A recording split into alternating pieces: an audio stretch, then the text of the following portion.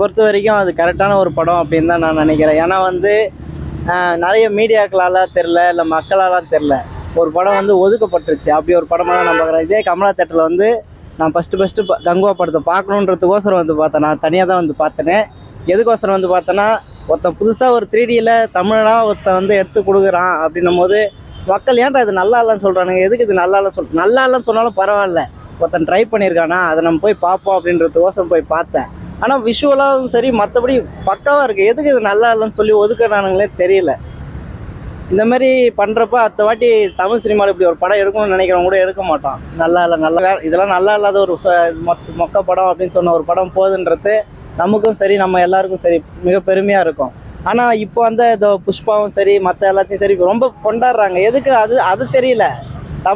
தமிழ் சினிமாவில் வந்து அதர் சினிமாவை வந்து ரொம்ப கொண்டாடுறாங்க. ஆனால் சொந்தத்துலேருந்து ஒருத்தன் படம் எடுத்தானா அதை கண்டுக்க மாட்டேங்கிறானுங்க. ரொம்ப இதுவாக தான் பார்க்குறானுங்க. அவர்லாம் வந்து நல்லா ஒரு படம் எல்லாருமே கரெக்டாக எடுக்க முடியாது. நான் ஒரு படம் ஃப்ளாப் ஆகும், ஒரு படம் இட்டு கொடுக்க முடியும். எல்லாராலையும் வந்து பர்ஃபெக்டாக கொடுக்க முடியாது. இப்போ இல்லை எல்சியூன்றாங்க லோகேஷ் இதுலேயும் வந்து ஃப்ளாப் ஆகலையா, எல்லாரையும் வந்து புதுசாக வந்து ஒருத்தர் ட்ரை பண்ணுறாரா. என்னை பொறுத்த வரைக்கும் அவர்லாம் புதுசாக ட்ரை பண்ணுறதே பெரிய விஷயம். அவர் வந்து நினச்சிருந்தா கமர்ஷியலாக ஒரு ஃபிலிம் எடுத்துகிட்டு போயிருக்கலாம். எதுக்கு தமிழ் சினிமா ஒரு லெவலுக்கு கொண்டு போகணும், நம்ம இந்திய சினிமாவோ சரி உலக சினிமாவோ உத்து பார்க்கணும் அப்படின்றதுக்கோசரம் ஒரு படத்தை எடுத்தார். ஆனால் மக்கள் அதை அப்படி பண்ணிட்டானுங்க. அந்த சாங்கு மட்டும்தானே, அந்த சாங் கோசம் நான் வெறித்தனமாக போய் பார்த்தேன்னா ஆதி நெருப்பு அந்த விஷுவலும் சரி அந்த இதுவும் சரி வேறு மாதிரி இருக்குண்ணா. பயங்கரமாக அந்த ஒரு சாங்கை பார்த்தோன்னே எனக்கே இப்படி டான்ஸ் ஆடுவேன் நானே. அந்த அளவுக்கு இருந்துச்சு. நான் மட்டும்தான் தனியாக போனேன், வேறு யாரும் பசங்களாம் வரல. நான் அந்த படத்தை பார்க்கணும். ஏன்னா வந்து ஒருத்தன் புதுசாக ட்ரை பண்ணியிருக்கான். 3D விஷுவல்ன்றது நம்மளாம் நினச்சி கூட பார்க்க முடியாது, அந்த மாதிரி இருக்கும். அதை நான் பார்த்ததில்லை. ஃபஸ்ட்டு பார்க்கும்போது செம்மையாக இருந்துச்சு. கத்துறாங்கன்னு சொல்கிறாங்க.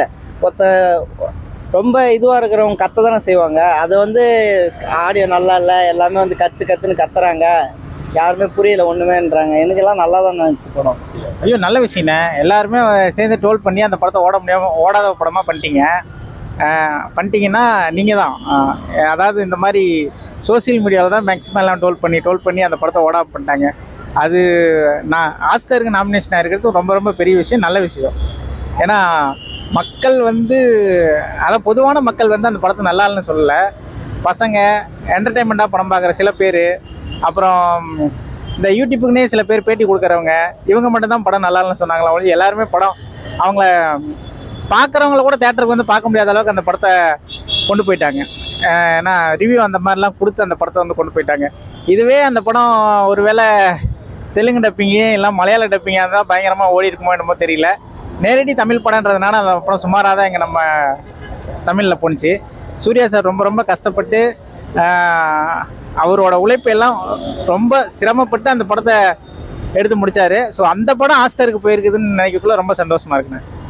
இப்போ சிவா சார் இல்லைன்னா அப்படின்னா அப்புறம் சிவா சார் வந்து அவர் தலை வச்சு பண்ணியிருக்காரு, சூப்பர் ஸ்டார் வச்சு பண்ணியிருக்காரு, இவர் கார்த்தி சார் வச்சு பண்ணியிருக்காரு. அதெல்லாம் போக சூர்யா சார் வச்சு இந்த மாதிரி ஒரு படம் சிவா சார் கொடுப்பாருன்னு சொல்லி யாரும் எதிர்பார்க்கல. எப்படி இருக்குன்னு பார்த்தா படம் ரிலீஸ் ஆனதுக்கப்புறம் தான் இருந்தது. படம் பயங்கரமாக இருந்தது. உண்மையிலேயே நல்லா 3 தடவை பார்த்தேன். நான் ஃபஸ்ட் டைம் வந்து எப்படி பண்ணாங்கன்னு பார்த்தேன், ஏன் பிடிக்கலன்னு எல்லாம் சொன்னாங்கன்னு மறுபடியும் பார்த்தேன்.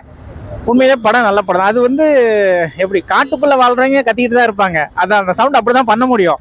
சும்மா சவுண்ட் இருந்துச்சு சொல்லி எல்லாருமே அந்த படத்தை டோல் பண்ணி முடிச்சு விட்டாங்க. அந்த படம் ஆஸ்கருக்கு போயிருக்குது, ரொம்ப நல்ல விஷயம். சிவா சார்னால தான் அந்த படம் ஆஸ்கருக்கே போயிருக்குன்னு சொல்லலாம். இன்னொன்று சூர்யா சார்னால. சிவாதான் நல்ல விஷயமா தான்.